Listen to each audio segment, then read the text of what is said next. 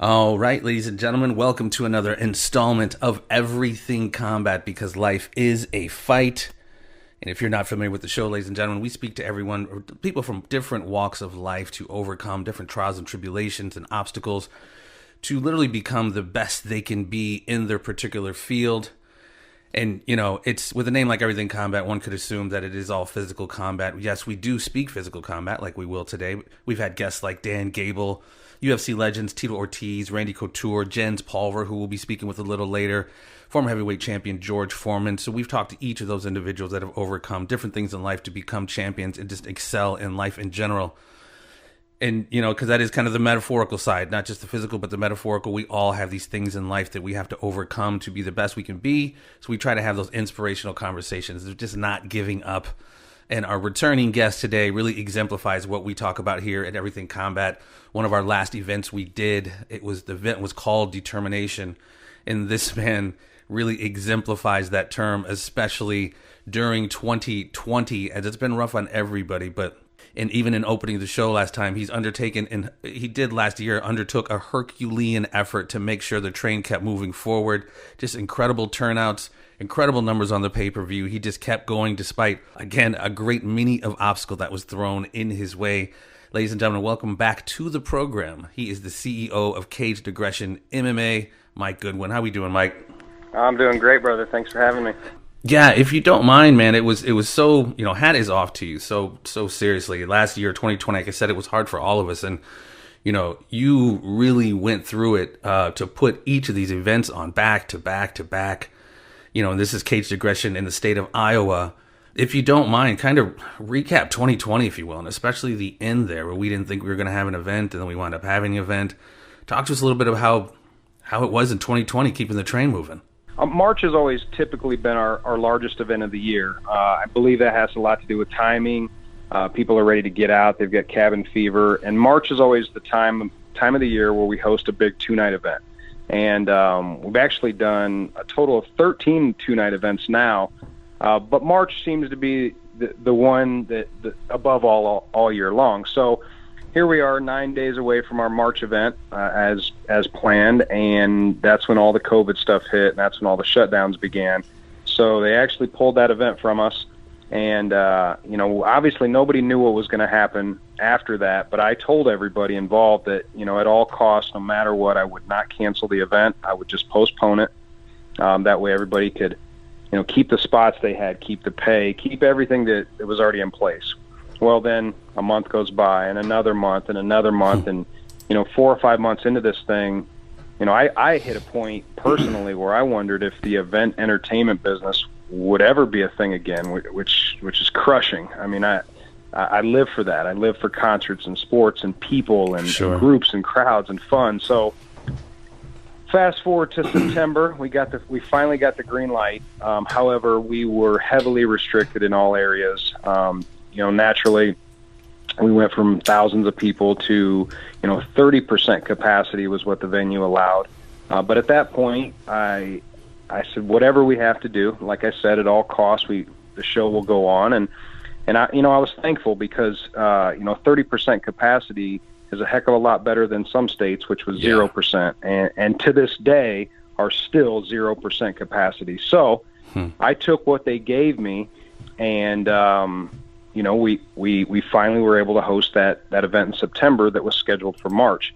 Well, multiple states, multiple gyms, hundreds and hundreds of fighters, coaches, managers, when I say the train, I mean everybody from you and I to the fighters to our team to the coach. I mean, there's this ripple effect where everybody was shut down. So I'm given this small window of opportunity, and I said, you know what, if we can provide more opportunities, I'm not afraid of hard work.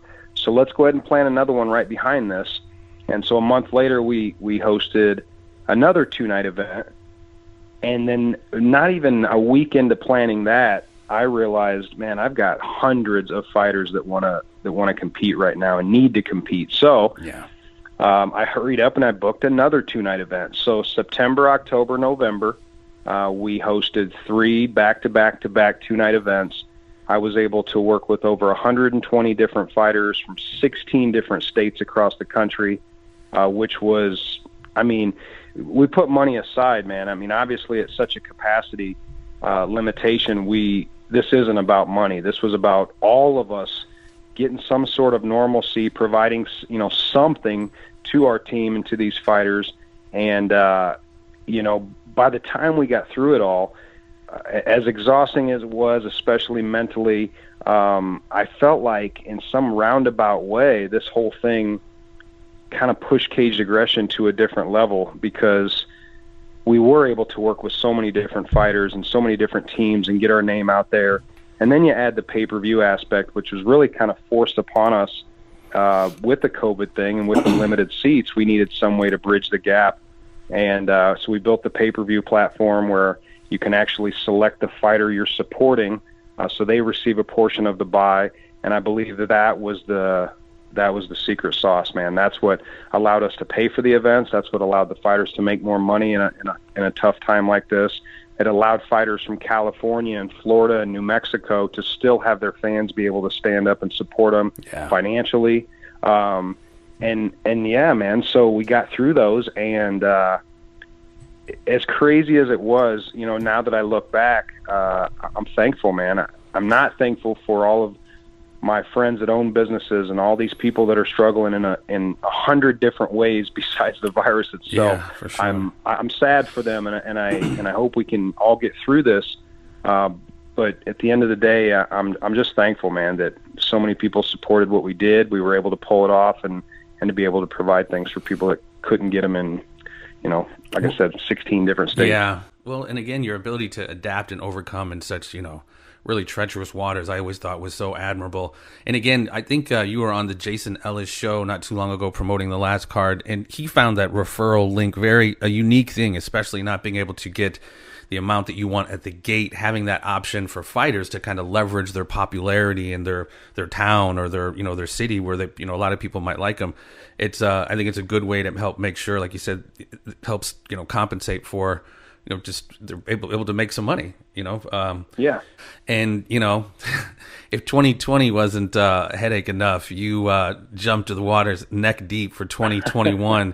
So coming up in March 25th, 26th, 27th, Caged Aggression will be putting on its first triple night event, Thursday, Friday, and Saturday. Talk to us about what went into that, my friend. Well, I mean, I touched base a little bit earlier. From the time I started this 10 years ago, for those that don't know, I'm not a fighter. I've never been in a fight. I'm not a coach. I'm not a manager. At the end of the day, I started this as a fan, and I build the events from a fan perspective. What would I want to see if I bought a ticket to the show? That mentality, along with I want to try to make the next show better somehow than the one before that, that's never changed. In a decade of doing this, that motivation and that drive has never changed. So from starting out in this tiny pole barn at a fairgrounds in the town where I'm from, to being able to host 2-night events in Sturgis during the rally out in South Dakota, to being able to have Hall of Fame legends calling the fights for us, and to be able to see this growth, to me, I guess it kind of exemplifies that mindset is working, and to always build it as a fan first, and to always try to improve from the last event. So here we are, a decade later. We've hosted 13 2-night events, and for anybody that's ever done one night, they know that that's madness. So the funny thing is, now when we put out an event, which has been a while, but now when we put out an event that's only one night, people start commenting, it's only one night. So we've become so known for this 2-nighter that I took that aspect. How do we do this again? How do we top what we've already done so many years in a row, and how do we create some new buzz? I took that, and then I also took the fact that we're still kind of in this mess, and these states are still shut down, and there's still not events happening in other states. So I thought, well, if I had hundreds of guys and girls last year wanting to fight, what's going to change? I mean, that number's going to grow. So I said, whatever we got to do, I want to host the first ever 3-night MMA event. So I did a lot of research, and I've yet to be able to find not just us, but anybody that's ever done it. So to be able to kind of put a little stamp on history in little old Iowa. And like I've told you, man, we started this is grassroots. We started this from an idea and just passion and as a fan in a little pole barn. And, a decade later, we've helped guys get into the UFC, and we've really got some notoriety now growing. And so I thought, or back to that, like doing the research, I thought, man, could we really pull off the first ever 3-night event? So I put out a kind of a teaser in December just to kind of gain some interest. And by the time I started building the fight cards in early January, I had over 450 names that wanted to be a part of it. Yeah. So here I am thinking, I've got 3 nights worth of opportunities. I'll be able to cover so many gyms. No worries. We'll get you all in there. And all said and done, I'm still churning away 300 plus guys and girls. So yeah, man, it's like, why not do a big 3-night why event? Not? Yeah, and then a month later, we're going to host another 2-night event right behind that, because I truly want to be able to provide these opportunities while things are like this, in hopes that soon after these states start opening back up and these fighters can compete more. Are you talking about April or May? You're doing one in May. Okay. Yeah, May 7th and 8th. We signed the contracts for another 2-nighter, which was by no means a part of the cards when I tackled the 3-night event in March. But again, I'm not afraid of hard work, and if what we do can provide these opportunities to, like I said, not just the fighters, but the team and these coaches and managers and everybody involved, then let's rock and roll, man. Well, and if it ain't broke, don't break it. You of all people have been there since day one. So to see the growth, man, again, it's something, especially from like a grassroots thing. Like you said, you're not afraid of hard work. And I talked to our friend Justin today. A lot of people just want to, we were talking about filmmaking. A lot of people just want their first film to be Schindler's List, or whatever it is. They want to start out on top because they want to be at the top, but they don't necessarily want to work for it. And it absolutely requires very hard work. And talking about some of the talent of your fighters, this is not some outlaw mud show caged event. These guys are former LFA, former Bellator, former UFC. Like you said, a lot of these guys have gone on to the big leagues. Caged aggression is without a doubt no joke. And even before I started working with you guys, I was so impressed with the production. No one's going to be necessarily the UFC, but success leaves clues, and you guys have picked up on so many of them, and especially the production, I think, which really separates the wheat from the chaff. And like you said, you have a couple UFC legends calling your fights. It's like not a lot of people can say that. It's a packed deal, man. I seem to get a lot of the credit just because, I don't know, maybe, I guess I'm the guy behind it, but really, you've seen the behind the scenes. There are countless people that make this thing come together, that support what we do, including yourself, and really this team effort. I tell the fighters this all the time when I offer matchups. My favorite line to say is if you both like the matchup, then I love it. And I think that when you get two fighters that really, really are invested into the event like we are, and they really believe they have what it takes to win that fight, and they're putting in the work, that we're doing on the same on the outside of the cage. We're building this awesome show, and when it comes together on fight night, man, it's magic. Well, and that's something I've always noticed. The matchups are just absolutely insane. I mean, it's nothing's lopsided. So many of these guys and gals, they're so hungry. They're so talented. We have people coming out of, Jackson Winklejohn, which, Holly Holm trains there. John Jones trains there. I mean, it's like the last few events, I've just been astounded as to the matchups and some of the spectacular knockouts, some of the most spectacular finishes and submissions. There was a spinning wheel kick. I forget the gentleman's name who did it, but he hit Michael Battleship, who's an awesome game fighter. The knockout was just so incredible. My cohort, Jens Pulver, who, like I said, we'll be talking to later, he says, "Oh shit." This knockout was so spectacular, it made like the Business Insider and Apple News. I mean, it was absolutely awesome to see some of this, and I'm only expecting even more coming up in March. Yeah, it's pretty cool, man. When we see those charts after each event, and just to see buys all over the place, it solidifies the idea that we had behind it. To try to put together these pay-per-view companies. They've got multi-million-dollar production trucks that put this together. Yeah. Without that type of budget, it really is impressive, man. I'm just as happy to be a part of it. Yeah, without a doubt, man. And again, I'm always stoked to show up and call some of the incredible action. Ladies and gentlemen, CagedAggression.tv is where you want to go to pick up this incredible 3-night event, March 25th, 26th, 27th. I can just guarantee you will be absolutely impressed by not just the production and the company, but the fights, the fighters. Like I said, the guys and gals come to scrap. So do yourself a favor and check out some of this incredible action. Any closing comments, my friend? No, just thank you again, man. I know, everybody's time is valuable. So, anybody that's a part of this, I know that you're taking time away from your own thing to be a part of it. So I appreciate you. I appreciate you having me on.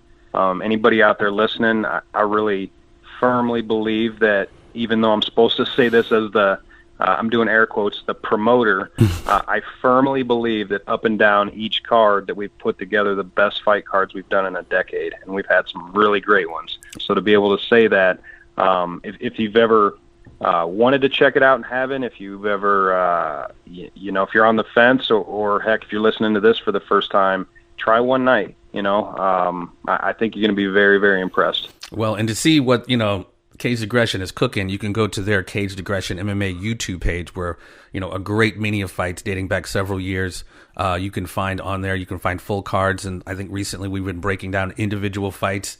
So, go see what they're doing, man, because I'm telling you, you will dig it, and you will definitely come back for more.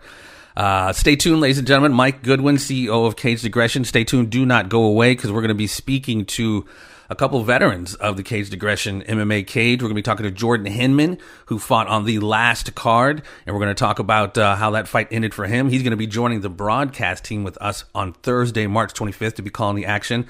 And a little bit after that, we're going to talk to his opponent that night, Brandon Jenkins, and he's going to give his thoughts on the fight and how it ended. And then in our final segment, ladies and gentlemen, former lightweight UFC champion Jens Pulver is going to be breaking down the fight between Jordin and Brandon, see what went right, see what went wrong. So stay tuned, ladies and gentlemen. Mike, thank you again, and stand by. And we are back, ladies and gentlemen. Everything Combat right here with Jeffrey Wilson. And as promised, Jordin, the Henchman. Hinman is joining us today. Man, he's had a busy last week or so. We're going to chop it up all about it. Jordin, how you doing, my man? Good, Jeffrey, man. Appreciate you having me on. Absolutely, man. Of course, Jordin is no stranger to the Caged Aggression cage.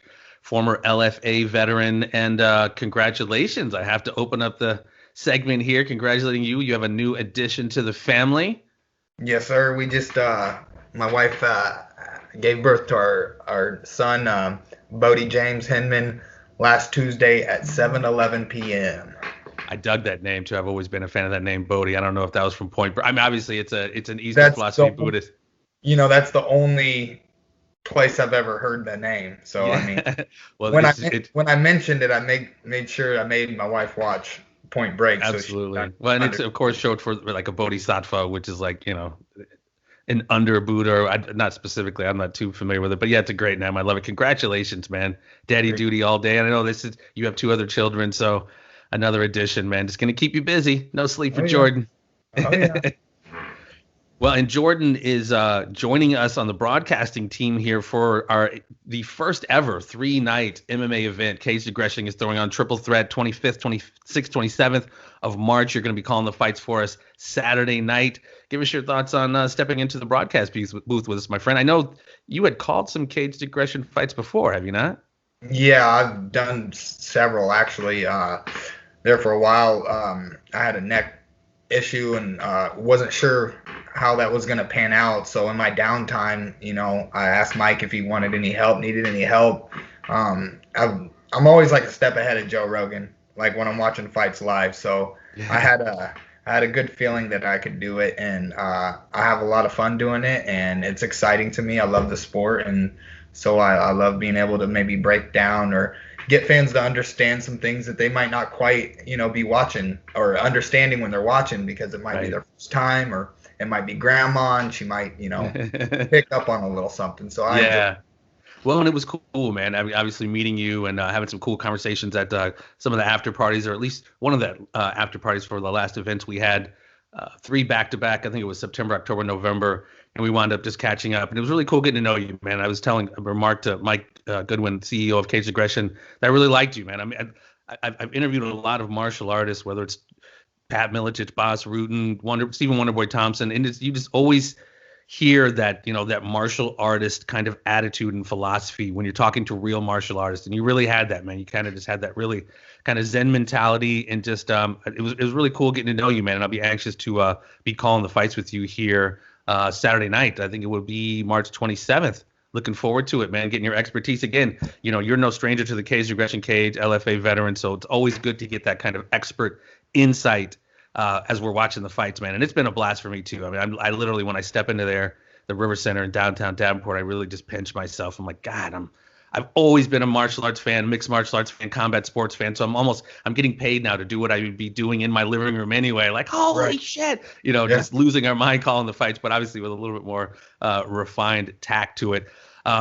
Again, man, it's really looking forward. I'm really looking forward to it, having you on. And as we talked about earlier segments here with Mike Goodwin, and as we're going to see later, Jens Pulver is going to be breaking down the fight you had with Brendan Jenkins during the last event. If you don't mind, obviously it didn't end exactly the way you wanted it to end, but if you don't, I mean, you were you were bringing the pain in that first round. I was thinking towards the end there, you were bringing knees, and I was like, I think I probably even said it's almost over because it was absolutely ridiculous, the knees you were dropping on him in that first round. But head right into somebody's. Oh, big knees! Another big knee. Flying knee from Jordin Hinman. Oh my big God! Right hand, right flush on the chin. Brandon Jenkins. Sound like a hammer hitting a coconut, bro. But if you can, just break down a little bit from your perspective what went down in that fight, going from almost seemingly victory to catching a pretty vicious blow at the end there. Yeah, it's part of the game, so it hurt at first to deal with it. But, like time heals all wounds. You just got to make do with what sometimes things are just what they are. So we started out, I felt good. I had a good warm up, had a great training camp. I felt phenomenal. I felt confident, felt superior. Brandon Jenkins his nickname's a human highlight reel for a reason. I mean, the guy's pretty crafty. He's got a ton of fights between professional boxing, kickboxing, and mixed martial arts. So he's very he's a veteran, of all combat sports, and definitely dangerous. But I was confident that my power was gonna just be overwhelming, and as the fight started, that's kind of how it started to go. I was starting to gain some momentum. He was bleeding. The fight, didn't last very long, so he was bleeding shortly. I can't remember if it was like a hook or an elbow that I caught him with, but right on the top, over by his Jenkins left. is cut over the right eye. Yes, sir. That's a big cut. That is a big, nasty one. But I was throwing everything with intention to finish the fight, and he threw like a lead hook, and I faded back out of it, and then when I'm coming back in, he starts to spin and throw a wicked elbow. That might have been from that big shot. Elbow to the face of Jordan. It hit me on the left side of my nose, and he spun from the right, and he hit me on the left side of my nose, and it broke my nose, but part of his elbow hit me like in the eyeball. And your orbital bone they're called blowout fractures. They're designed to break basically when a lot of pressure or trauma hits your eyeball, so you don't lose your eyeball. So my floor broke out, the side broke out, the top broke, the inside was broke because of where the elbow hit me, and then just my cheek over here, because when he was spinning, he was moving, laterally, and so it shoved my cheek over a little bit. And as soon as he hit me, I knew something was wrong. I mean, I've been punched plenty of times, and I've never been knocked out. I didn't lose consciousness. That's the hardest thing to swallow is I didn't, he beat me, he cracked me or whatever, but I didn't have my ass kicked or whatever. It was one shot, and it broke my face. There was literally nothing I could do about it. And so that one stings that I have a KO, TKO loss, because I had 21 amateur fights, 15 professional fights, and that's never, or I guess it's happened now, but that was a tough one, because I would have rather went to sleep. I would have rather Yeah. been beat to a pulp or whatever, other than, just a broken bone. It was unfortunate, but man, I'm dealing with it fine. Like, I'm still a warrior. Like, I don't think poorly of myself. No, absolutely not. You know what I mean? Like, I'm not scared to still fight or anything like that. Like, I have been going stir crazy, not being able to do anything because my face isn't fully healed yet. So, just I felt like I was overwhelming him, and he threw a Hail Mary, and it caught, so. Well, and as I was talking to Jen's Pulver, as people will hear a little bit later on in the show, it happens, man. I mean, we have incredible knockouts. I mean, all throughout all promotions, UFC included. Michael the Battleship had a high part of a highlight reel, spinning back kick, spinning heel kick to the face, just completely unexpected. And even, as Jens is going to point out as he breaks down the fight, it just, some things just come out of nowhere sometimes that you're just not necessarily even prepared for. It happens. I mean, he froze me. Like, he's a good kicker, man. So, and he throws a lot of right-sided kicks. So, there was a part where I was getting ready to counter, and that was my fault. Like, I should have never left off the gas or let my foot off the gas, because he doesn't like to be pressured. He's not as good when you're in his face as when he has time to set things up and look for those shots, like a beautiful spinning elbow. And so, I guess if I had to do it again, that is what I would take away from it. Is I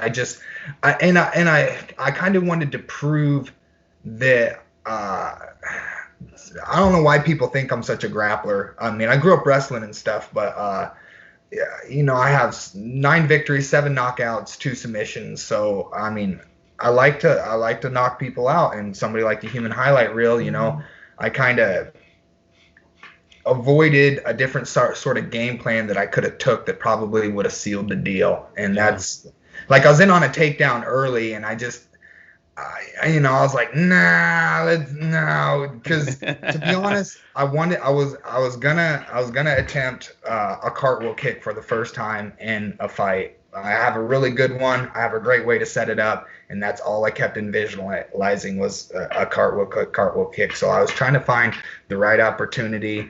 And I'm out there playing with fire, and I got burned. Well, so. And if I remember correctly, you guys were right in front of us, in front of the broadcast area there, and you really didn't have anywhere to move. Your back was pretty much against the cage, if I remember correctly. So there wasn't any kind of lateral movement or any way to kind of move out. I guess your kind of back was against the wall once you were back against the cage there, and he threw that on you. You didn't really have anywhere to go.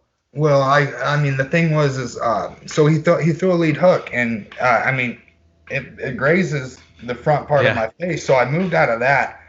If I'd have just moved my hips when I moved my head, he would have missed me completely, because he spun over here on the right side. I mean, it should have hit me over here, but it didn't. It crossed midline, and it hits me on the way out. So if we're talking an elbow coming this way in a spinning motion, it's not going to continue to drive through. It's going to start to hook at some point. So if I'd have just moved my hips, it would have changed the whole positioning of my face, my body. But I didn't. I was wanting to counter, and I throw a check hook as he's starting to spin, and he spins out of it.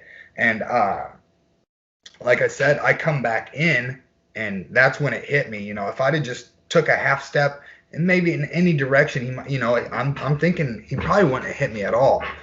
But we don't know, because that's not what happened. I don't know if you have heard him mention, we talk about even calling fights with Jens and Pat, how visualization is a huge part of success. You visualize doing a cartwheel kick. He has said that he visualized and trained for a spinning elbow. What are your thoughts on that? Yeah, he said that he had dreamed about it. And I mean, I'm not going to call the guy a liar. Maybe he did. Yeah. You know what I'm saying? And if he did, that's pretty badass. It sucks that I'm on the receiving end of it, on the bad end of it. But like I told Mike, that was cool as shit that I was able to be a part of something so spectacular, because it's good way to look at it. Good way to look at it. It just sucks that it had to be me, but it easily could have been the other way around. So for sure, and I know he's not out there he didn't want to do that to me. You know what I mean? People don't understand. They think we're just beast or whatever. We just want to hurt people. And I explain people all the time, I don't want to hurt anybody, but I want to win. And if that's what it takes to win, that's what I'm gonna do. Yeah, but I'm very empathetic. Like I feel for sure. Like, I'm sure he, after it all set in and he had his time to celebrate and stuff. A couple of days later, I bet he felt pretty bummy or whatever. He messaged me and stuff. That he's a good dude. So yeah, like Jenkins is a cool cat, and I never even had a problem with him prior to or whatever. It's just I wanted to see if I could beat that flashy sort of style fighter, and I didn't. Yeah, I mean, again, it's part of. I was watching Dominic Cruz. He posted some stuff on his Instagram, and he's, this isn't a game. He was talking about the recent Frankie Edgar knockout and just sometimes the downsides of catching that L. And it's not just, it's not always just a decision loss. Sometimes people can and really do get hurt. If you don't mind, I was wondering, because I think I texted you, or messaged you that night. I'm sure you probably weren't into getting many messages, but if you can go through a little bit what that night was like, some of the procedures you've had to go through. I know you stacked up a whole bunch of bills. So, ladies and gentlemen, when we order this next fight, ksaggression.tv, there is a referral code for Jordin here to obviously help him out with some of his bills. We got most of them taken care of, but it was a pretty hefty price tag, and he's still got a little bit way to go. So you can help him out in that regard. But yeah, it's I was just worried, man. So just because that was even Pat when it happened. Spinning elbow. That's bad. That's bad. You heard that? That's bad. That's bad. Oh my God. Whoa. Wow, you heard that, ladies and gentlemen. Spinning elbow. That could be a broken orbital bit. Yeah. That's more than that. That's a cheekbone also. You heard that pop, ladies and gentlemen. That's bad. Oh my God, it's bad. And even just the sound. I don't mean to belabor how it seemed so gruesome at the time, but if you don't mind, just talk to us a little bit about the medical expenses and the procedures you had to go through. Yeah. So with the sound, that was terrifying when you hear or whatever. But the COVID thing, there like nobody was drinking, nobody was eating, so everybody's like stone sober, probably like wanting to get out of the place, so they can grab a drink or celebrate their family and friends and stuff, so you could hear a rat piss on cotton. That's how quiet it was in there. And I stole that from Chael Sonnen, so don't think I came up with that. But that's all right. So I mean, when he hit and it echoed through that building, like that was tough to hear. Not so much see as just the sound of it was brutal, and you could hear the sincerity in Pat's voice and stuff. Like, Pat messaged me a whole bunch of times, and he sent me some black oxygen and stuff like that. So that was awesome. That was super cool. And so if you guys get a chance, go ahead and check out Black Oxygen. Like at first, like I knew I was hurt, but I'm still kind of amped up. Like my adrenaline's going and stuff. Like so I'm back, and the doc's looking at me, and he's telling me I need to go to the hospital. And I'm sitting there with an ice pack on my face, and I'm smiling, and I'm laughing, and I'm telling people, I'm like, get a picture of get a picture. Okay. They're like, doc's like, no, bro, you need to go. Like, I don't think you understand. Like, go. And I was like, all right, I gotta get this blood off me. He's like, no, you need to get dressed and you need to go to the hospital. I was like, okay, all right. So I go back there, and I'm still fiddle fucking around and stuff. Like, I knew I was hurt, but it didn't hurt like it was about to. So get all my stuff on. We're walking out, and it's starting to creep in now. It's like, okay. I get in the vehicle with my wife, and I think the hospital was only like 8 minutes away or something. Like, it wasn't very far away. And by the time I got there, like, I'm folded over in the front seat, head between my legs, just the worst pain. I mean, I've torn my ACL. I've had cervical spine surgery. I've never felt anything like that. The pain was very excruciating. And I remember I was real upset with the nurses and stuff when I come in, because they wanting to ask me questions, and like I just wanted to like take the pain away, fix my face, then I'll answer your questions, Yeah. And I knew not to blow my nose or it was gonna swell my eyes shut. And I'm telling it, like, but I'm starting to freak out because I can't breathe, the blood and everything, and like I need to get it out of my. I'm telling them, like, hey, you need to help me so I can get this blood out of my nose or something. I said, because if I blow my nose, we're gonna have a lot more complications. And so they finally get me back there, and I think I had like 2 or 3 shots of morphine and then 2 shots of Demerol by the time I left that place before I was not in so much pain that I, like it finally took like damn near knocking me out. And I got this tube and I'm just sucking blood out. It's this little suction tube and just blood. So I didn't get home. It's probably like an hour and a half drive. I got home at like almost 4 o'clock in the morning. So I spent several hours in the emergency room. They couldn't do anything for me. And so I had to get me an appointment in Iowa City. And so I had to wait obviously a couple days to do that. I can't remember if it was Monday or Tuesday, but I get up there and they take a look and everything, do a scan, all that good stuff. And the doctor wasn't able to get me in for like a month for surgery. And so we switched we switched doctors because it was only going to be 2 weeks as opposed to a month or so. And I don't have short-term disability. I only have long-term. So up until 90 days, I don't get paid. So I was like, man, I got to get this thing rolling. I got to get back to work. I got a pregnant wife. I got 2 kids. So we went with the other doctor and had surgery December 4th, I think it was, and it happened November 21st. Yeah. So so I had to sit basically for 2 weeks, can't breathe, spitting up blood. It's, running down. I'm trying to sleep sitting up, Can't even imagine, bro. Wow. Right. And then they got me on pain pills and shit. And I'm not a big fan of pills and stuff. Like, I don't like shoveling pharmaceuticals down my throat. I don't even like taking, I don't even like taking aspirin or ibuprofen or anything. Like, if something's sore, I deal with it. You move on. Yeah. Or whatever. So I'm 2 weeks of shoveling these pills down my throat and then have surgery. And of course it's going to have to shovel more pills down my throat. And Jeez. I had surgery and I thought the night of the emergency room was the worst of it. When I woke up from surgery, that was the worst of it. It was supposed to be like pain.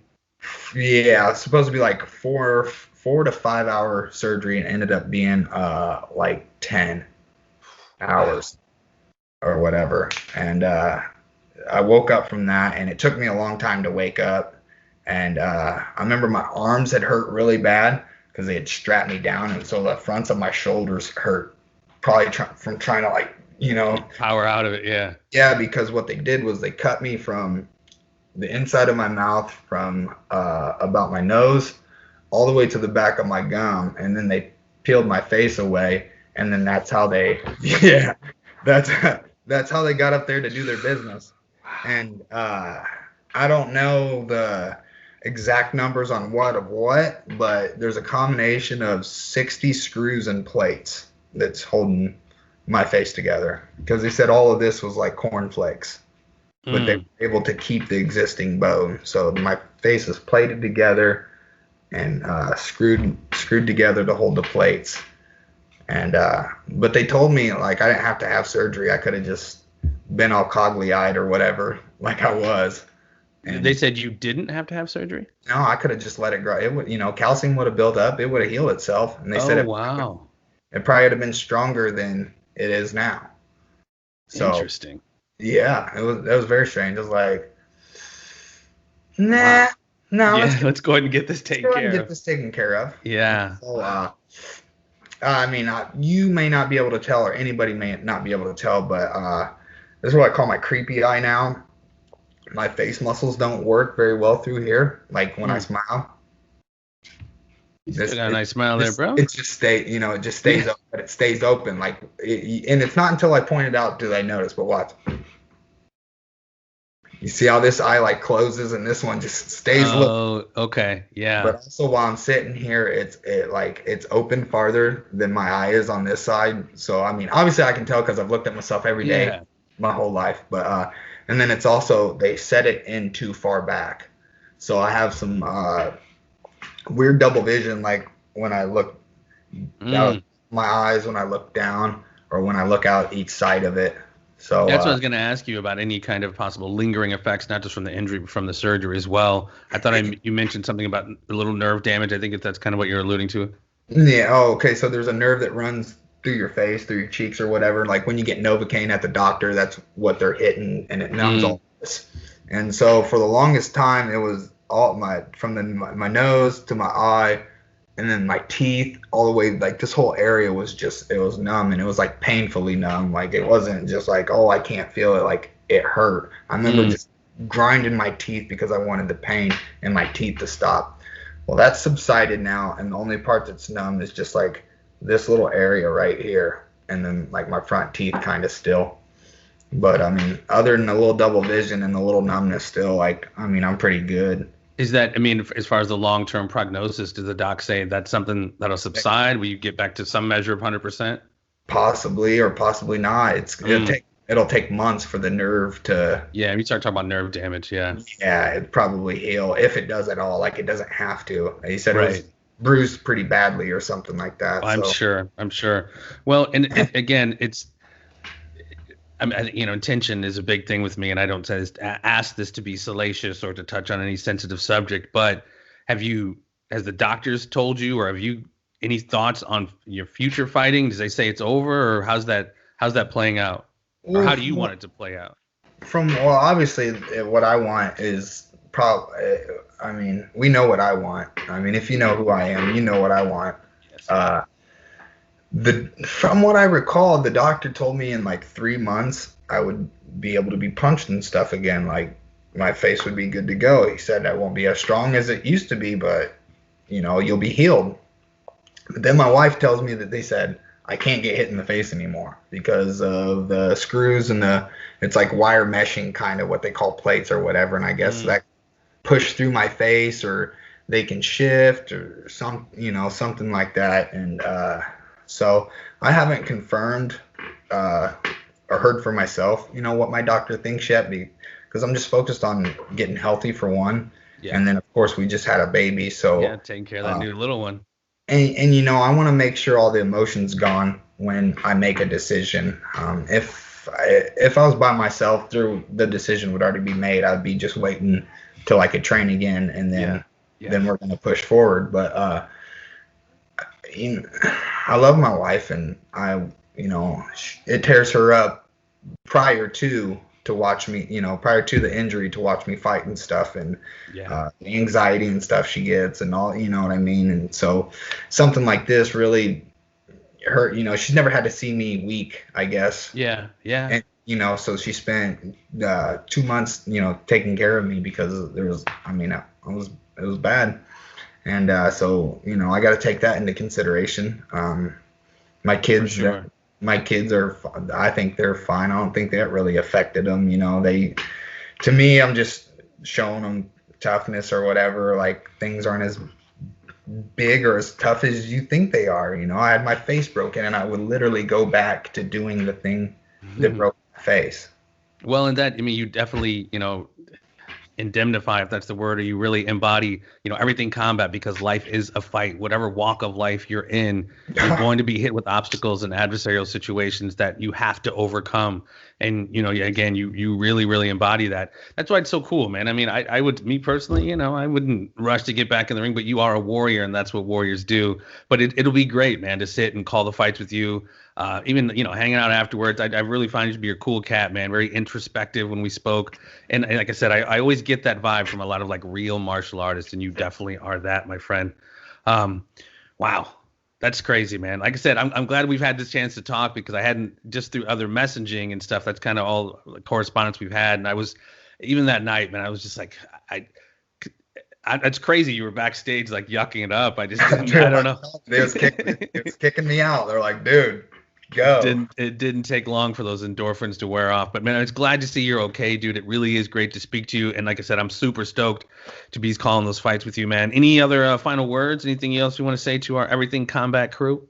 Oh man, regardless of if I ever compete again, I'll always train. Like I will always have my feet in martial arts somewhere, whether it's I can still probably do jiu-jitsu and stuff like that, and I can kind of maybe I'll leave some of those temptations to compete there. It's just nothing's as exciting as avoiding a broken, face for victory. I mean, people just, they can't fathom it. They'll never understand it unless they do it. And yeah, I love it. So I'm always going to be healthy. I'm always going to eat good. I'm always going to lift weights. I'm always going to take care of myself. I'm always going to train, because you never know what is going to step in front of you in a day.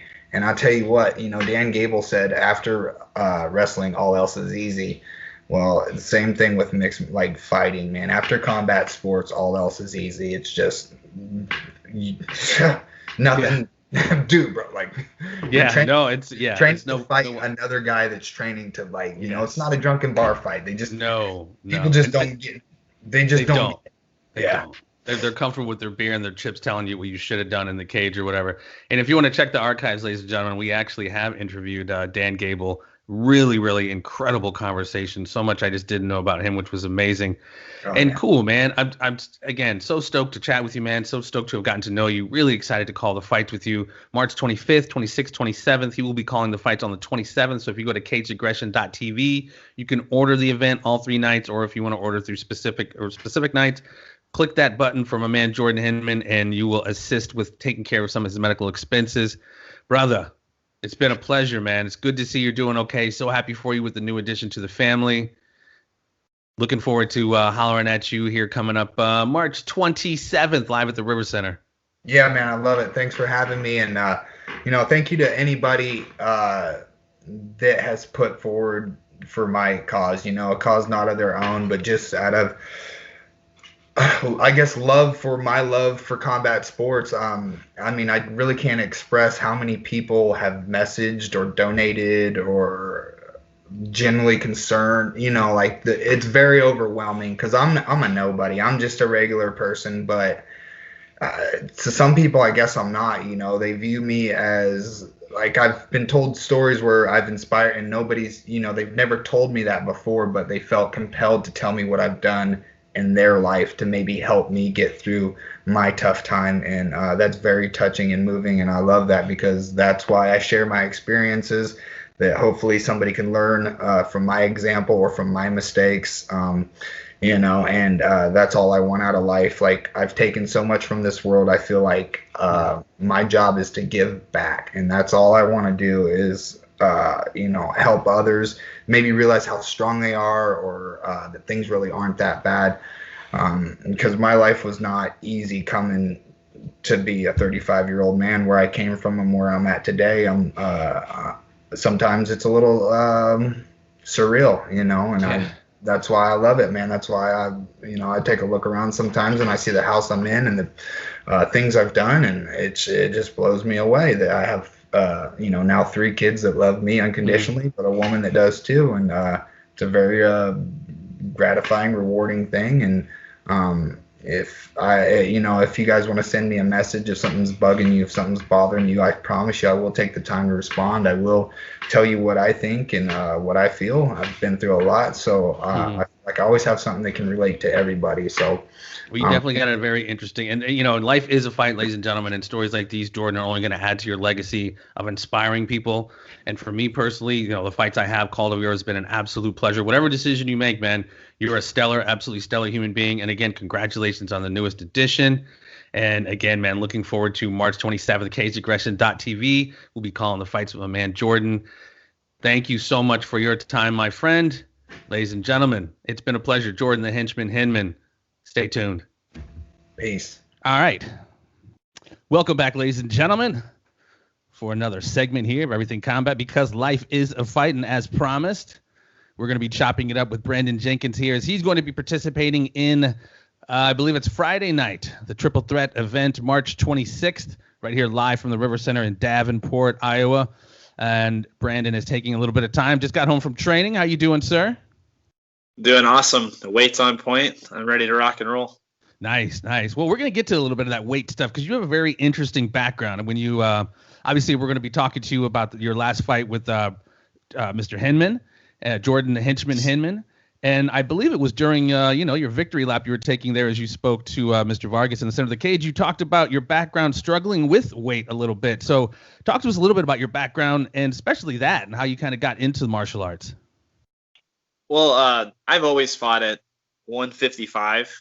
It's been like my home for most of my career. I have moved up to like 70 every once in a while if the fight is right. But for this fight, I wanted to do a fight at 70 or 65 first, just because I had 2 ACL surgeries in 2020. So, wow. Yeah, I had to do 2 of them because the doctor, when he fixed my ACL, he put like a defective piece in my knee, and it's called a button, and basically the button fell off like 12 days after my surgery, and we did an MRI or whatever, and or X-ray, and we found the piece like popped out and floated back into my middle of my kneecap. And he's like, we got to do it again. I was like, fuck, okay. So I had to go back in there and do another surgery, and the doctor did awesome. Like, I haven't had any like swelling or any issues with my knee, and we did a cadaver ligament, and everything's been great. Like, my knee is like 100%, but when you come back from like a catastrophic knee surgery, like you just put on like 40 pounds plus the pandemic, and yeah, I end up pushing. I usually walk around like 175, and I got all the way up to like 210 pounds. I was kind of a fat boy. So I spent most of last year just rehabbing my knee. And then my Goodwin's like, dude, we're doing a 2-night event. We'd love to have you on. And me and Mike's always talked, and I've always pushed people towards Mike. Like, this is like one of the best shows in the Midwest. You got to go fight on it. And I've always wanted to fight for Cage Aggression also. I've just been locked into an LFA contract for like the last 3 years. And I finally fought out my contract and ended up hurting my knee my last fight. So took the year off, and I was like, dude, I want to fight on that show in November. And he offered me the Hinman fight, and I actually wanted like maybe not as tough as a fight before the Hinman fight. My plan was maybe to do like a fight at 70 and then do my next fight against Hinman at 55. That's what I really wanted, but we ended up just taking the Hinman fight. I was like, let's do Hinman at 65. Me and him are both 55ers, basically. We're both gigantic 55ers, so let's just meet at 65. And Mike's like, yeah, well, we have a super lightweight champion and we have a super lightweight class, so why don't you guys just meet there, and if you get past Hinman, then you could fight for the title. I was like, okay, cool. So it was basically like a number 1 contender fight, and I ended up wanting to meet Jordin at 65, so we did the fight, and I had to lose. It was basically like the whole year was like a weight cut for me. So went from 210 to like 175, and then did a 10-pound easy cut. So it was actually one of the easiest weight cuts I've ever had. Well, and we saw how that fight was going in that first round. It was ended in the first round. Give us your thoughts on how that was playing out for you, because watching it and even commentating it and even talking to Jordin, it was it was very much so back and forth. But he seemed like before you nailed him, he was nailing those knees on you. How much in trouble were you during that beginning part of that first round? Well, I came out and I had the 14th month layoff, and I wanted to come out and just kind of get comfortable, but like Jordin didn't let me get comfortable. He kind of came out, started picking and poking, and I know Jordin's a good striker. We're kind of similar in some of the stuff we do, and I have a lot of respect for the Skunk River grappling gym. Like those guys are all really tough out of there. I fought Crazy Carl out of there, and he came out and he kind of surprised me with some stuff, and like I threw a calf kick. I caught him with a calf kick, and I could see on his face like he was like, "Oh yeah, I'll show you a calf kick." And he kind of came at me and threw one. I lifted my leg up, and we ended up getting like tangled up. But yeah, I was just trying to get comfortable in there and knock off the ring rust, if you believe in that kind of stuff. But sure, he kind of jumped on me early. Yeah, I was just trying to get comfortable. He jumped on me early. I just kind of had to try to slow down the pace because he was pushing a real heavy pace. And I was like, okay, I'm just going to try to slow this down a little bit. Because he cut you pretty early on. He cut you pretty early on, yeah. Yeah, he threw – I didn't even know I was cut, to be honest. Like, nothing hurt me. We were going against the cage, and like, I felt something dripping on my foot. So I was like, what is that? It's weird how you can kind of feel weird things. And we were clenched up. There was no strikes being like thrown. And then I felt dripping on my shoulder and on my foot. And I looked down and I was like, oh my gosh, someone's bleeding. Oh, I think it's me. And I've never been cut before. That was my 70th fight. I've never been in a fight. Yeah. That's impressive. Yeah, I've had like 50 something MMA fights, and then amateur and pro. And then I had close to 20 kickboxing, and I had a boxing match that I won, but I've never been cut before. So I was like, oh, this is kind of different. I was like, I got to get him back. And like, as we separated, he got the tie clinch and he threw some knees. I think one landed in the chest, but then I kind of framed on him where most of them are. He caught my elbow a couple times. I did my forearm, but none of them hit me and hurt me. But it was kind of like, okay, like he's going hard still, but hopefully he can slow down, you know? And so we separated, and then he hit me with the right hand. I was like, okay, I'm still here. That was a heavy one. And I've been known for having a good jaw, good chin, but he caught me good. It was loud. And I was like, okay. But then I could kind of see in his face, he was like, you know, like, dude, you know, like I could see he was a little frustrated too. Cause I like to keep the soft pressure on people. Soft pressure is where you're kind of like, you're in their face. You're close enough to touch them and make them feel uncomfortable. But even if you're not throwing strikes the whole time, you know? So I just kept soft pressure on him, and I could tell he was getting a little frustrated. And at the same time, I was like, okay, well, I'm going to try to get him back because he cut me. I didn't realize how short the fight was already, or like how far into the round we were, because it was kind of a long or a fast paced. So I just threw it and I caught him. I didn't know that it was going to do the damage that it did. I thought I was just going to cut him with it because, you know, you're talking about the spinning elbow. Yeah, like I didn't know I was going to throw the spinning elbow. I was going to finish him. I did have a dream like 3 weeks before the fight. I was going to ask you about this. I was gonna. So Jordin likes, when he gets tired and starts brawling, he likes to drop his left arm, kind of like boxer style. And I was thinking, I'm gonna spinning back fist him the other way over his shoulder and knock him out. So we did a lot of spinning stuff. I had no idea that I was gonna spin through and elbow him, you know, on that side. But yeah, I did have an idea of finishing him with the spinning move, just not that spinning. You know, I heard Jordin in another podcast say that it was kind of a Hail Mary, and it wasn't a Hail Mary. It was just kind of like I'm gonna get you back for cutting me, you know. And it wasn't like I was like, oh my gosh, what am I gonna do? I just got to end this quick. But I like Jordin and I like his style, and I've always been a big fan of those guys at Skunk River. But if you look back, like the last 5 or 6 fights that I've had, like the fights on TV or whatever, I even fought his buddy Crazy Carl. We both spinning elbowed each other at the same time. We both hit each other in the back of the head. So, I mean, you look back for like 5 or 6 fights, like I've always thrown spinning heel kicks, spinning back kicks, spinning elbows, spinning back fist. So it's not like it was like a real Hail Mary. And my coach actually called it before we walked out. He's like, you're going to spinning elbow this guy. It's just so freaking wild that it actually happened. Well, I don't know if you've he actually, I interviewed him obviously before talking to you, and he had visualized doing a cartwheel kick. I don't know if you've heard that from him. No, I didn't. That's wild though. That's a pretty audacious one to try out too, a cartwheel kick like that. The percentage of times of landing that I know is probably a little tougher than a spinning elbow. I've never seen him do a cartwheel kick, so probably. I think he said he hadn't done one, but he was going to try one out. No. Well, when you did, like you said, when you did finally land that elbow, I mean, obviously, you know, recognizing the fact that Jordin is, you know, kind of a monster and he's not somebody to sleep on. Once you went in there and finished it so impressively, and even in the first round, what were your thoughts when you saw him drop? Did you know it was bad? Is it what it was? I mean, I don't know if you remember hearing it, but the sound was just absolutely insane. But did you know, once you hit that and he dropped, what was your thoughts? Well, I threw it and I stepped through with it. So the way it happened is he kind of like went to parry me and throw a real big left hook, and I went under the hook because I like kept my vision on him the whole way through. I was like, okay, I'm not looking away. I'm going to spin through and look at my target.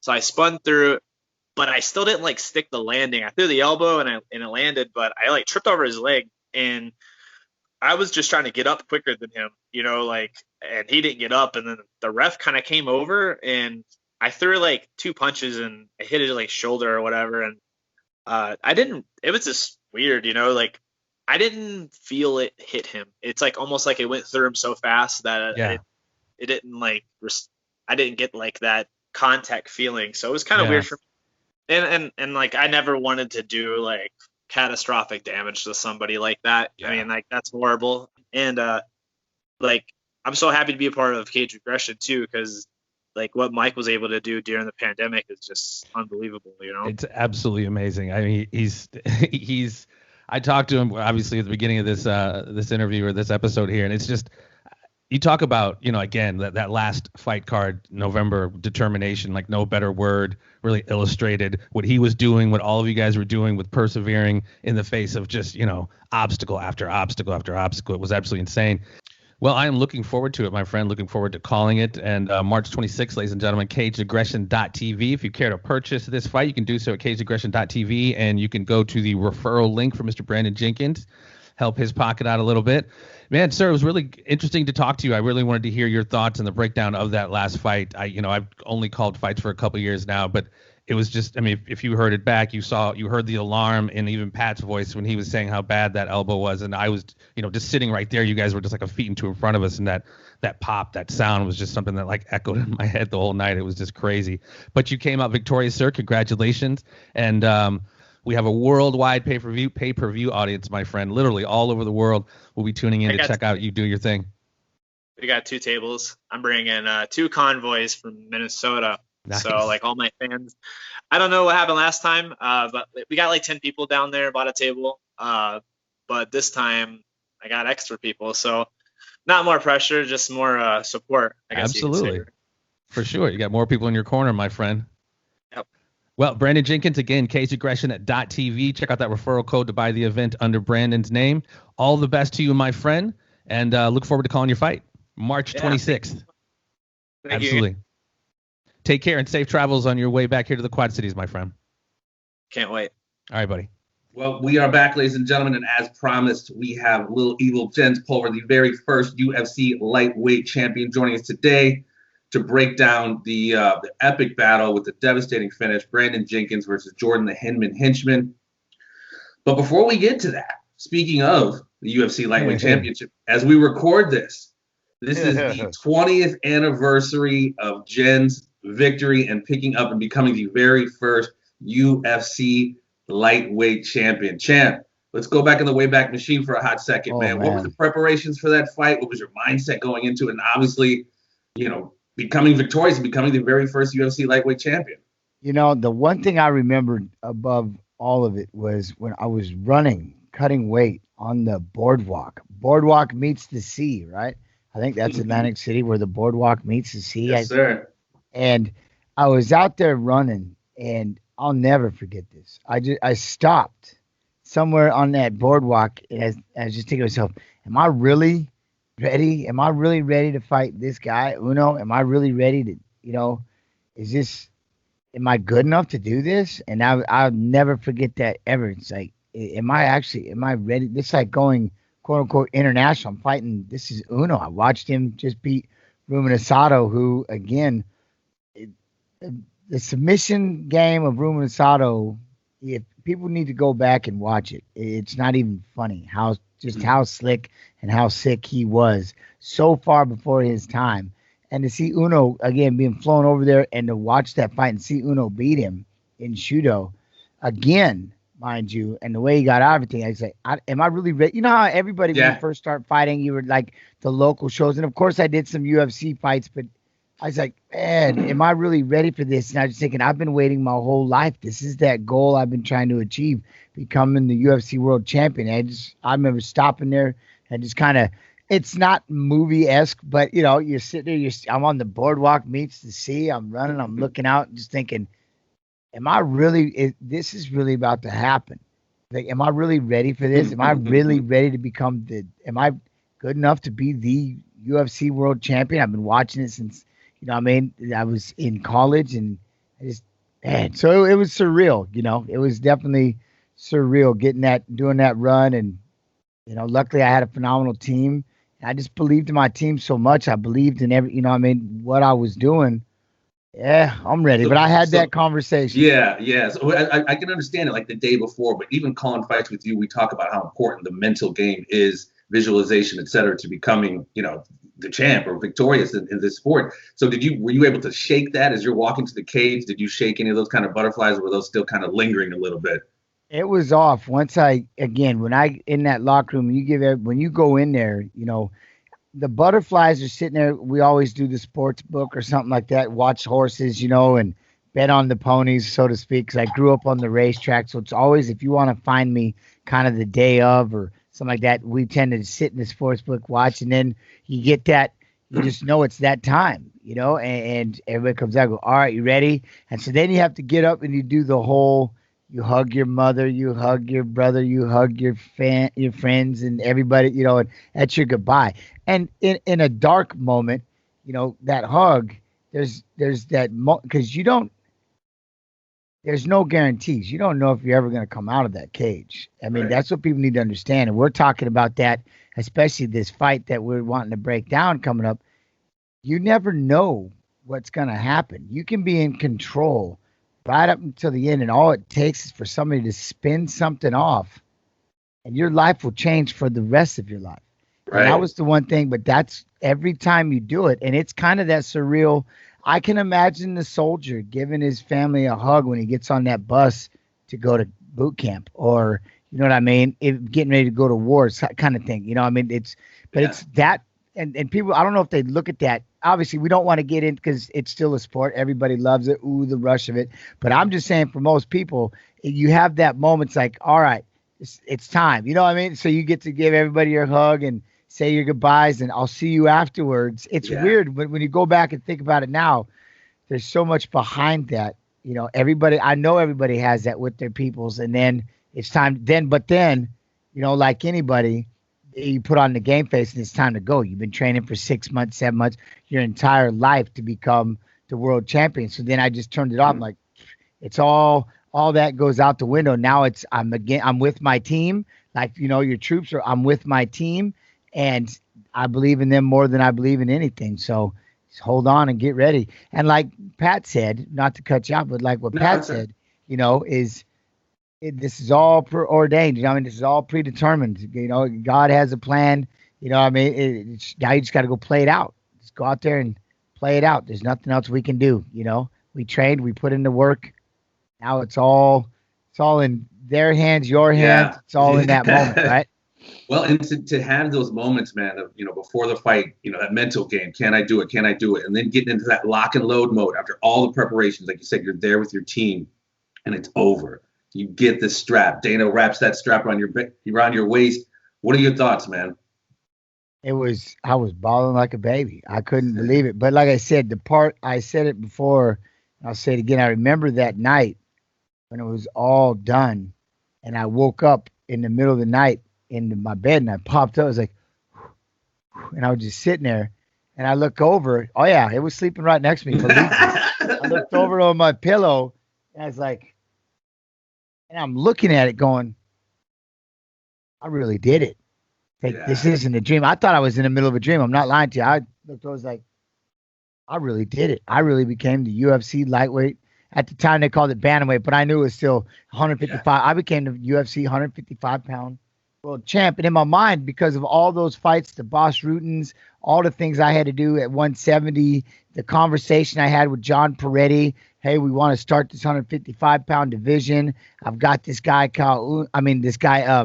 Alfonso Alcaraz. I want you two to fight. I would just go back and remember the conversations, remember graduating college, remember people saying, you're crazy to do this. They don't even have your weight class. You're out your mind. You're going to be an MMA fighter. And I just remember it. I did. I popped up in the middle of the night. I was like, that's mine. I really did it. I did it. Yeah. And then I got on a plane with Pat, and I went with him to South Carolina, and he did a seminar. And I just laid there, and ironically, that's how I met. And Spencer Fisher happened to be someone showed up to that seminar, and that's how I met Spencer Fisher. And that's a whole nother word. You didn't get to the point where you were like your teammate Tim Sylvia rocking the belt to the grocery store, were you? No, I couldn't do such. I don't know, is that ever true? But what I'll tell you, ever since I heard that story, it did remind me of, I always thought the UFC could have done something for their champs. Either a ring, a big championship ring. But what I thought would have been cool is a belt buckle.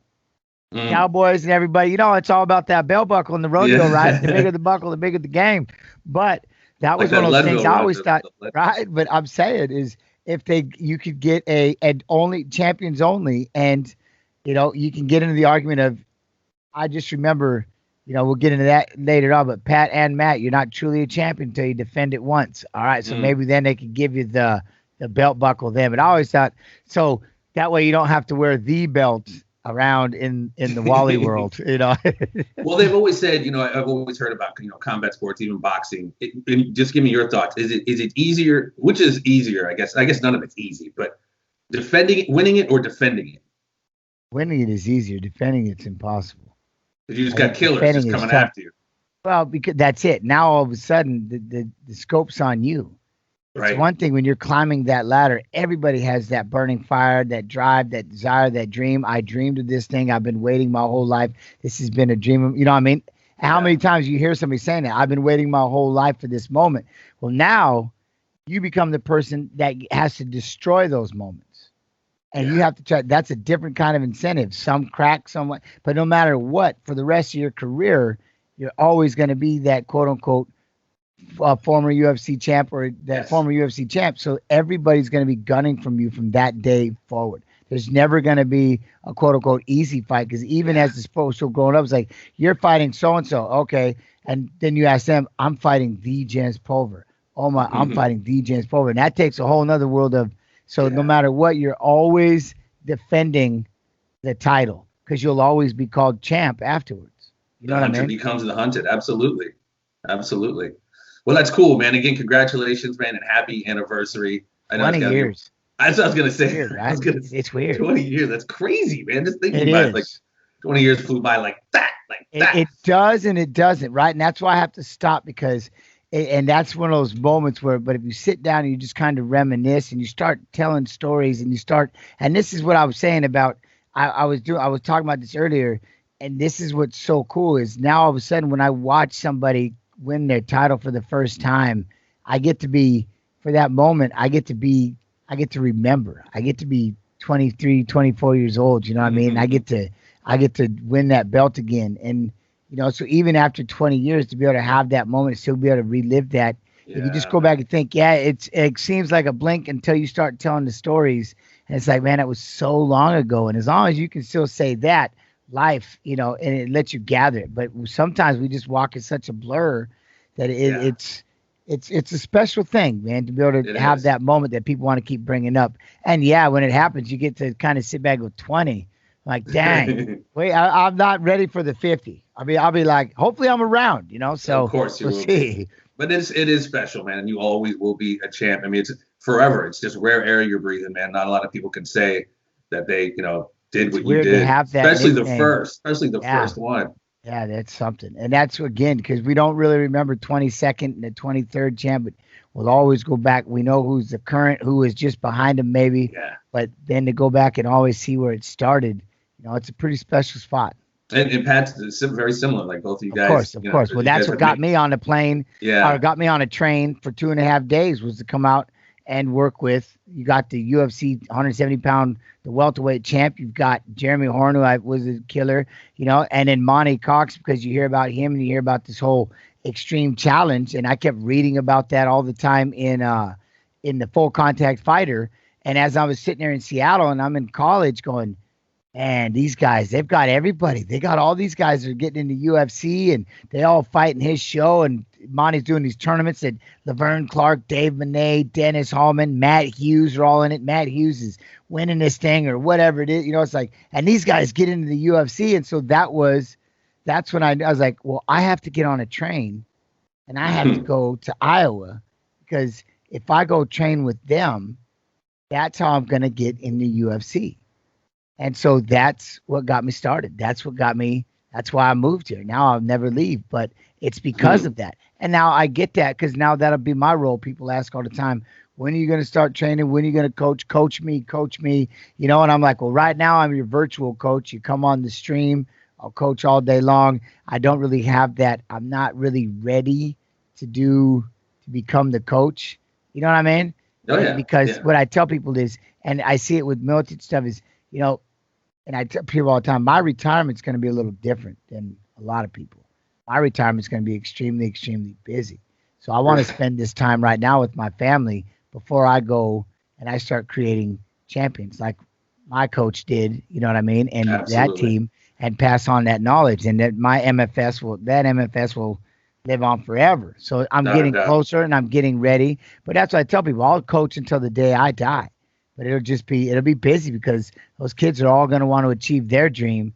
And they're going to be just like me. I'd never wanted to look at Pat's belts. I didn't want to touch it. I looked at them, but I never wanted to put one on until I wanted to put my own. I remember that. He's like, here, grab it. I go, no. I go, the first one I'm going to touch is going to be mine. And I remember it was crazy. That is crazy. Well, catch us up a little bit, champ. I know you are working back with the UFC a little bit. Talk to us a little bit about what you've been up to. It's been, like I said, it's been heaven sent. This whole thing on Twitch, I started gaming at first, and then I was like, a friend of mine, he had to leave. My moderator had to take off, and I was like, all right, well, I don't like gaming by myself, so I was like, someone give me. I started watching video. I watched a parkour video or something, started laughing. I was just having too much fun breaking it down. Then someone said, hey, would you watch my fight? I just did this amateur fight. Yeah. So I started watching that, and then, like I said, a friend of mine says, oh, you got to see this thing called Street Beefs. And I was like, wait, what?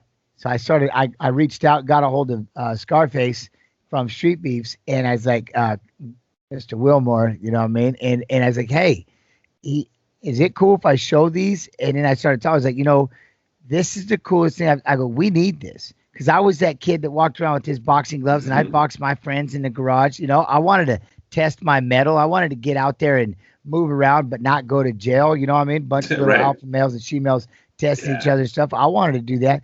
And then to see this kind of platform, it's exhibition, it was perfect. It gives them, and then it started with, again, if you had your bully and he said, hey, meet me in the yard, it changes things, because when you go out there and you give them time and you give them a week that they have to get ready, or 2 weeks, like, hey, we're going to meet in the yard. And then all of a sudden you bring in a referee and a crowd and a camera that can record this, and now you do the scariest part and you allow people to have an opinion.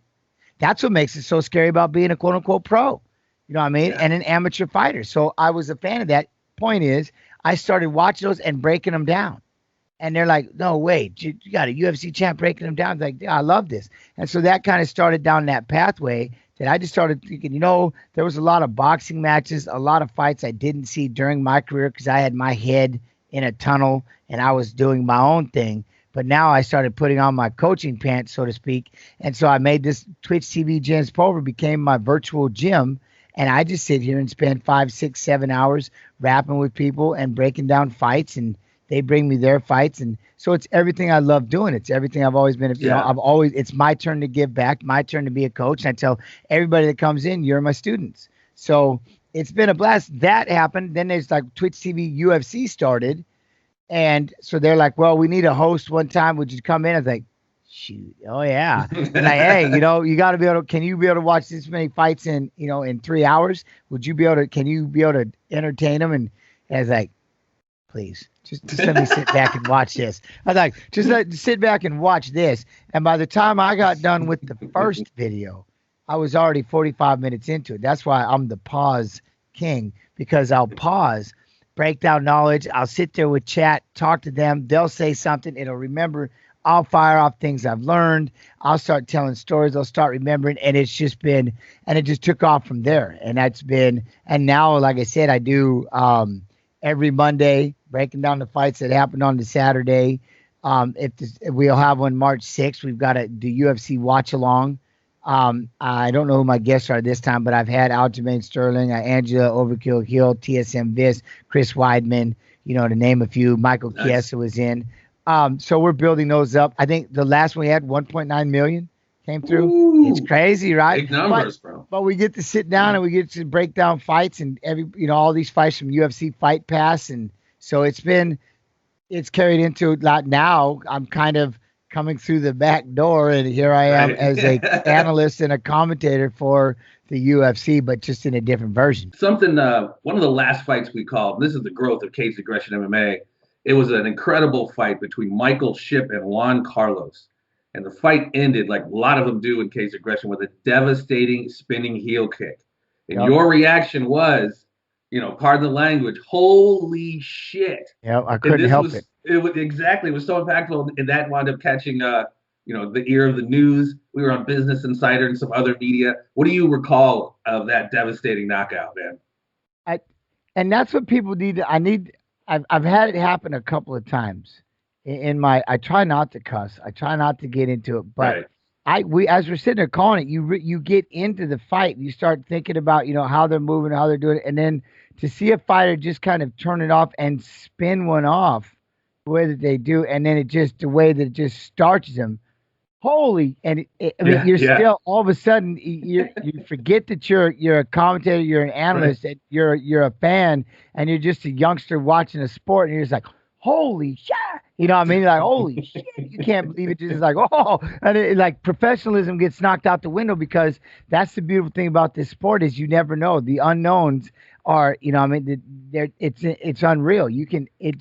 In a blink, this sport can change, in a second. And that's what's beautiful about it, is they have that kind of, you don't just sit back and you can just kind of get lulled to sleep by a fight or something like that. Then all of a sudden, and you just all of a sudden the 14 minutes before are forgiven, and all you think about is that one second. But I'm not saying this fight, but in some, just the art of the knockout and the way that it happens sometimes, and I can't get over hearing Miletich with the Jordin and that fight that he just had when he spun that thing off, and he's just like, okay, that sound, oh my, the sound. Yeah, right? Sitting right there was like a coconut. And Pat, I've been calling fights with Pat for a little while now. He hopped up on his feet and was like, that's bad. That's really bad. Like you just really knew. And that's it. Knew. And it was crazy. And I got that eerie feeling when I seen him. And it reminded me really quick, that's something that, could you imagine? Like, I could never imagine. We always had, as a Miletich fighter, it was always harder for us to be on the outside of that cage coaching than it was to be the one in the cage. Because I love my brothers so much, you know what I mean? I loved my team so much that I'd want to be the one in there throwing down rather than, but then, could you imagine, having to hear a shot like that and have it to be one of my teammates? I couldn't imagine. Now I could see Pat, you can hear it in his voice, the concern. Yeah. It's impressive. But it just goes to show, I'm going to show that fight later. I want people to understand that no matter what level it is, it's not a game. It's not a game, man, and things can happen. So please train hard, give yourself every opportunity in the world to walk in there and make sure that you walk out. And that's what I was saying about it. It ties all the way back to when I was getting ready to fight Uno, and I was on that boardwalk, like, is this really, when you give everybody a hug and you say your goodbyes and you're thinking about it, man, am I ready for this? I've done everything. And that's what I mean. Preparation gives you so much confidence, but to hear that in Pat's voice, that was something. But again, everything, the spin to win, and, the one we were talking about where he spun that kick off, same thing, it's luckily we love it. We go crazy for knockouts, but at the same token, we love and support it. We're like, it's a crazy game. For sure. And if you want to go check out any of these, the fight Jen's going to be breaking down, or the Juan Carlos Michael Shipp, go to the Cage Aggression MMA YouTube page, and we're starting to break down. There's full cards there, and we're starting to actually break down individual fights. And the one Jen's going to be breaking down here is Brendan Jenkins and Jordin, the Henchman, Hinman. An incredible fight ended in the first round with a devastating knockout. So without further ado, champ, I don't want to keep you any much longer. I'll let you get to the breakdown, my friend. All right, we'll see you soon. Thank you, guys. All right, see you in March, buddy. I'm going to show you guys a fight here in a minute. This will make you never, ever, ever want to fight again. And it happened in a legitimate fight. No, it wasn't Sage's. I see now. And this one, though, you can hear Militich and them going off. And you can hear Pat, the second he heard it, he pops up and goes, that's bad. That's bad. Oh, my God, that's bad. That's bad. And that's all he can say. That's bad. That's bad. This is horrible. And it's unreal. Shattered his whole face. It shattered his whole face. Crushed it. And guess what he did? He spun one off. And he caught him. Here it is. Oh, my God. Here it is. All right. Skip. This is an impact sport.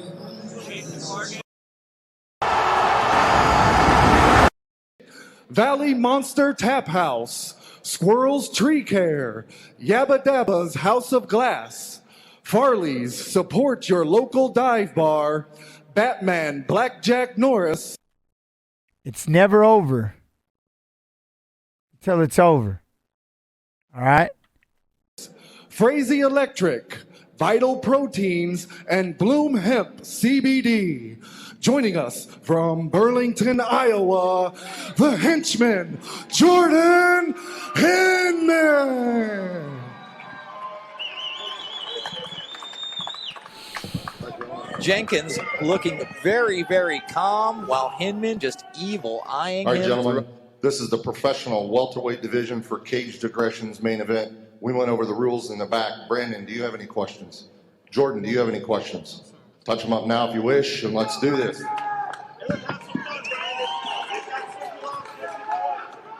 Jenkins shooting us a smile just before the fight. You gotta like that confidence. This isn't the time for the bathroom break or the beer break or any of that. This is going to be a bang. What? Christopher, what I miss? Just remember this. All I'm going to say is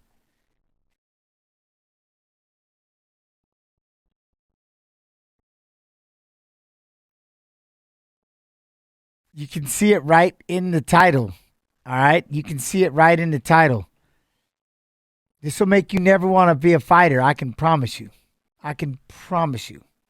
This will make you never, ever, ever want to step in here.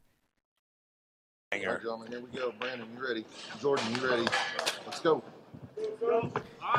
No glove touch. Yo, Kago MMA, how you do? Or just get ready. We know what he's doing when he goes southpaw. Implement that offense first. Yep. There we go. There we go. Brandon with a miss there. With Jordan taking his back for a hot second. Yep, snap.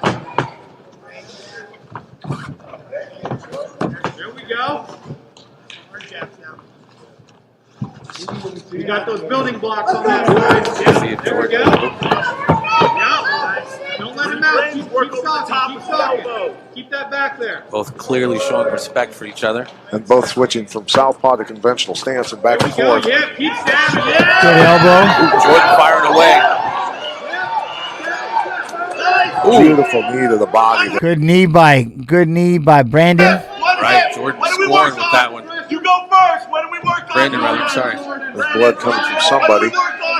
See some on Jenkins. I don't know if that's coming from Hinman. Hinman using those cornrows to grind on Jenkins' jawline.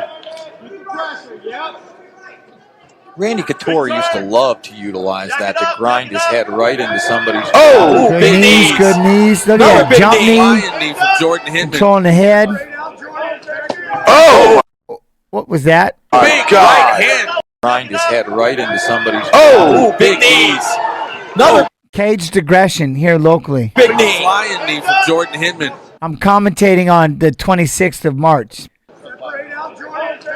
Oh! That was a cup shot, wasn't it? Oh Big right hand, right flush on the chin. Sound Brandon like Jenkins. Sound like a hammer hitting a coconut. You see him throwing that elbow? So when he has a beard. Jordan's just kind of clowning, right? Good timing on that. Brandon's doing a good job of timing him. Yeah, you see a little bit of blood from Jordan Hinman's forehead. Can't tell where exactly that's coming from. I think it's right at the hairline. Straight right to the belly hole. Right Good on hook. the top, over by his left. Jenkins is cut over the right eye. Yes, sir. That's a big cut. That is a big, nasty one. That might have been from that big shot.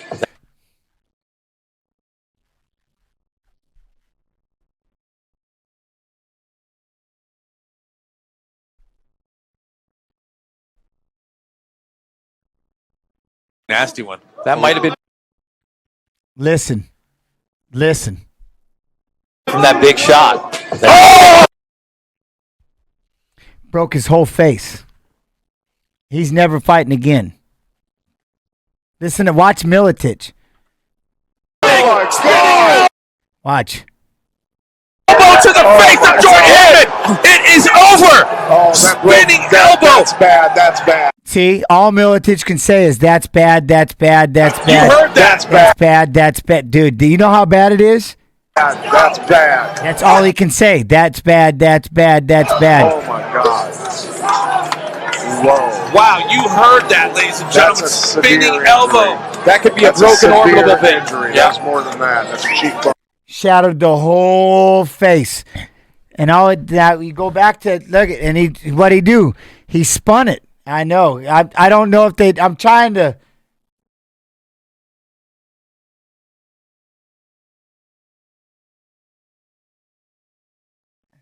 I love you, John Wood.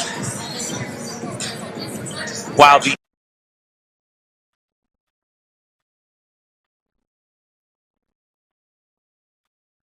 You see how it broke that whole spin the win. That's what I'm saying. The spin the win right there. wow, the Boom.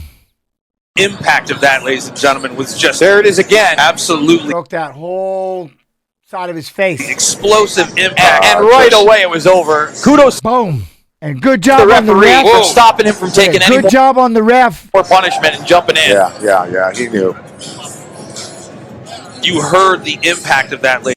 Yeah, we got to move on, but that's just, you know what I'm saying? And he was, you know what I'm saying? You never know.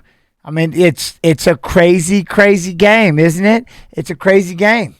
And that's, you never know. You're never guaranteed anything out there. And all it takes, again, props to Brandon, you know. A little bit more of the fight again. Both of these guys firing away. We talk about Jenkins, his experience. And he ate those knees. Jordan flying with Jumping on those him right kicks. there, you know what I mean? And he's just kind of pushing on him. Jenkins was a stronger Been up guy. against some Ladies and extremely gentlemen, tough your opponents. referee, Bruce Allen, has called. Boom. Just unreal. My man never even seen it coming. Look, he never even, it didn't even dawn on him what was going to happen. Been up against some Ladies and extremely gentlemen, tough your opponents. referee, Bruce Allen. Right there. And then here it comes. I mean, just an amazing punch. An amazing punch. Allen has Boom. I mean, you can see it. Just broke that whole, just destroyed that cheekbone, that orbital. Just destroyed it.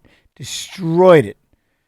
I'm more impressed. Yeah, that's what I'm saying. I can't believe he's up and walking. called a stop right? to this contest. And he's still covered up, and he covered At up, 2 which minutes, was nuts. 3 seconds into round one, declaring your winner by knockout, the human highlight reel. Big win. I know it was. And he was cut, you know what I'm saying? And my man's got a lot of heart, but just think about that. It makes it just kind of, why are elbows allowed but not soccer kicks? I don't know. I think knees on the ground should always be allowed. You know what I mean? Screen for you to relive right now. Should always be allowed. True to fashion, living up to your nickname, the human highlight reel. This is definitely a highlight. This is gonna go. Talk to us now about how it feels getting back in that the win hook column, and then Brandon. the spin. Man. Boom. I mean, just. And I think I fell afterwards. I'm such a doofus. Nobody knows the shit I've been through this year. I mean, It's just crazy. I mean, it's a bad. It was a bad shot. You know what I mean? What a shot! Though I told you, it'll change the way you look at fighting. You know what I mean? It'll make you not want to get in there for sure. That was 5 months ago. Yeah, it's nasty though. You know what I mean? It's rugged. You got to be careful all the way through, right? Every moment. You're not safe. At any moment, that thing can change. It's crazy. It's a weird game. A weird game.